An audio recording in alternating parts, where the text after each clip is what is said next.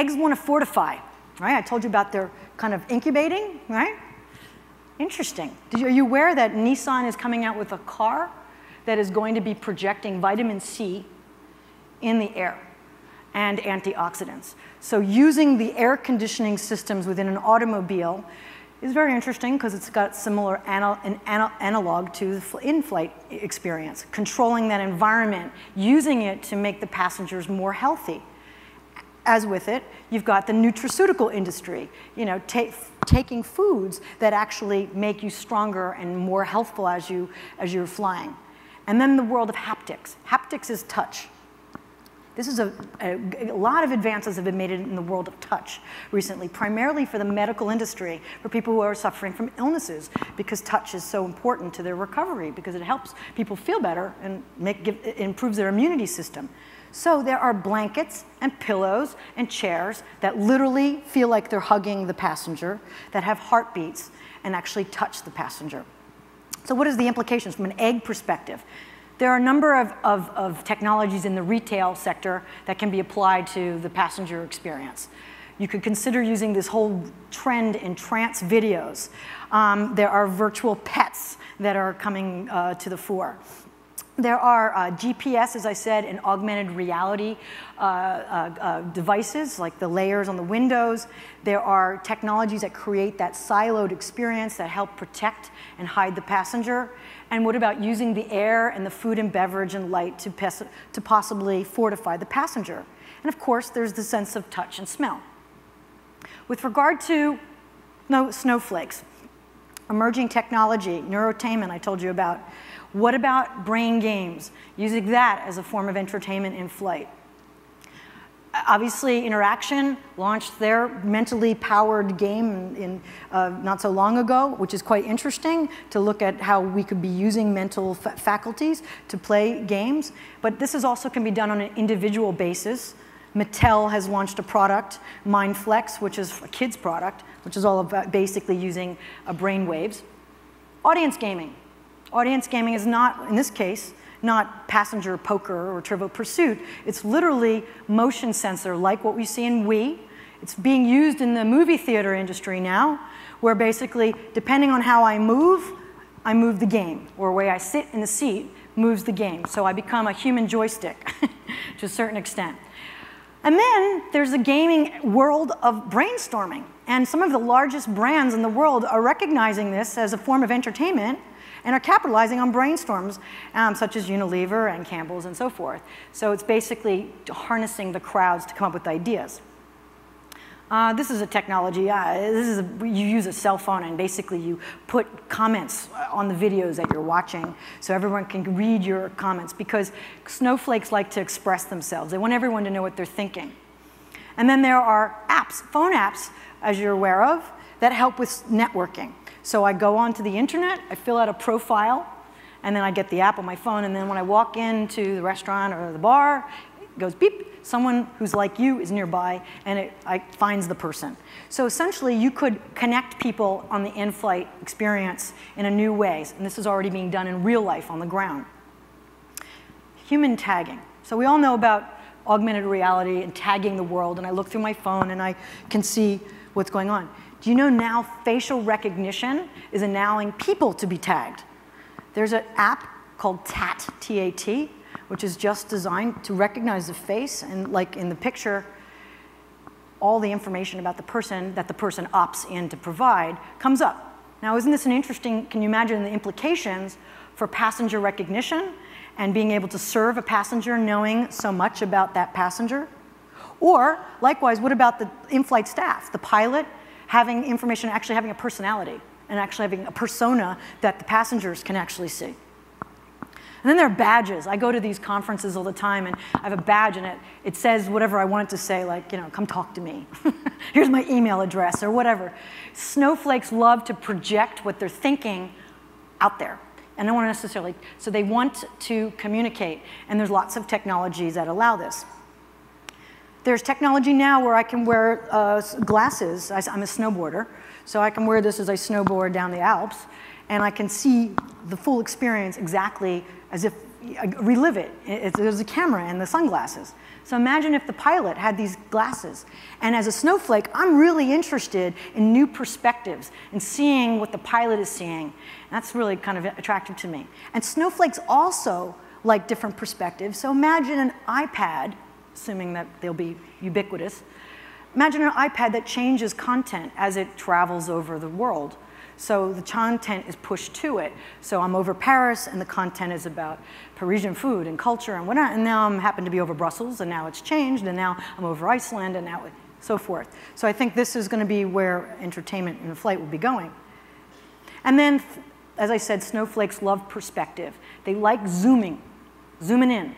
Okay, so anything that allows you to zoom in or zoom out or see things in a different way. And there have been some great advances in 360-degree photography and film recently, which I think are attractive because I can imagine putting one of these on the nose of an airplane and giving the passenger a thrill of their life to be able to actually look up, down, and around as the plane is flying. So the implications for snowflakes here is that, think about neurotainment as a form of entertainment and brainstorm games as a form of entertainment. Think about technology to kind of break down the barrier between us, the airline, and the pilot, and we, the passenger, like I said, like the glasses. Give the passenger opportunities to express themselves, maybe consider using the tagging to tag passengers and employees. Maybe motion sensor games might be interesting to consider. Zooming perspectives are very snowflakey, and there are networking apps that could be utilized in flight. So I've painted a picture here. Two kinds of passengers, eggs and snowflakes, very different. They do not want to sit next to each other. If you take nothing from this conversation, do not sit them next to each other. Think about it. Think about your own self. So in my world, the clients are creating dashboards, customization, a way that customers can customize their banking or their cosmetics or their retail experiences. And we call it dashboards. These are just examples. And so what happens is the passenger would go online and fill out a profile of what they're like, basically. And I mentioned earlier that 50% of the world are passive and 50% are active. That's introverts and extroverts. But you know that you're both. We oscillate between the two. So I'm naturally a snowflake, but when I flew over here, I was very much in the egg mode, okay? So it depends on the mood and the experience and what took place. I would love to have had the opportunity to have been able to inform either online, on my phone, or maybe in the checkout desk what kind of experience that I would like to have. So here's an example, like a dashboard of the 5 levers of the eggs and snowflakes. And I would love that opportunity. So your industry is really interesting because you were leaders. You are leaders to a certain extent, first with video on demand and before it got into the home, first with personal TVs before they got into the home. I know, it's a quagmire because technology has leapfrogged and the passenger comes on board with so much technology. But clearly there is an expectation that you have to offer something.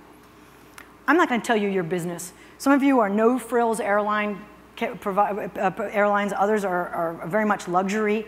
You're at two ends of the spectrum. But the point is that commonly, you all have eggs and snowflake passengers.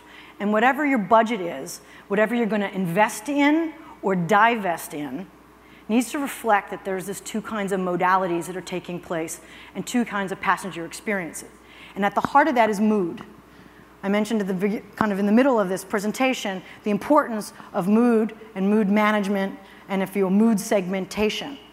And what's very interesting is that you as an industry here, you have the hardware, the software, the wetware, the people, to create smell, light, haptic, taste, all 5 senses to be utilized to create brand experiences, to either create the mood to either cater to an egg or snowflake, or help the egg change into the snowflake. For example, I'm flying overnight business and I got on the board very tired and I need to arrive in Paris very alert and extroverted.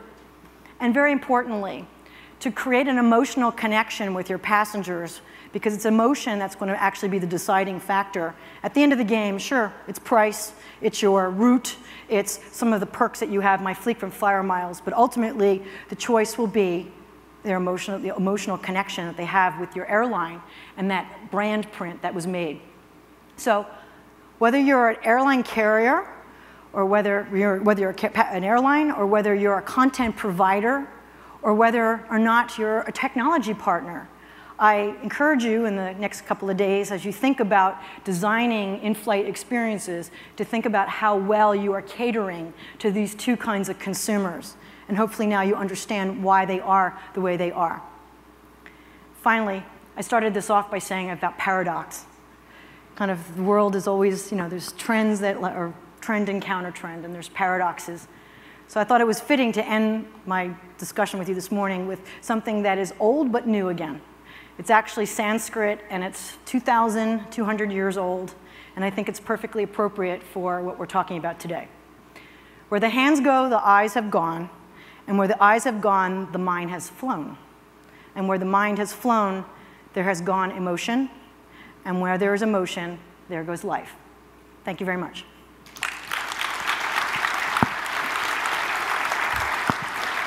Thanks. Sure. Okay. Thank you, Sarah. That was fascinating. I know you were here last night and you got to meet a few of us. Yes. How many eggs and how many snowflakes are there? Well, I certainly hope you're all snowflakes this morning, meaning you're bright and awake, right? So I think we'll have a show of hands. How many eggs? Eggs. Who's egging here now? It's usually half and half. Yeah. Well, you're supposed to do this. This is the egg. International for egg, right? Egg. Come on, egg how power. many eggs? Let's see. Egg power, yes, okay. Oh, okay. Snowflake power? Snowflakes. Who's snowflaking right now? How many snowflakes? Interesting. See? There's a lot of people not putting up their hands. Come on, eggs. Resisting, passive Higher, aggressive. higher. Snowflakes. Thank you. Fascinating. Thank you very much. Let's see how we'll use it. Thank you.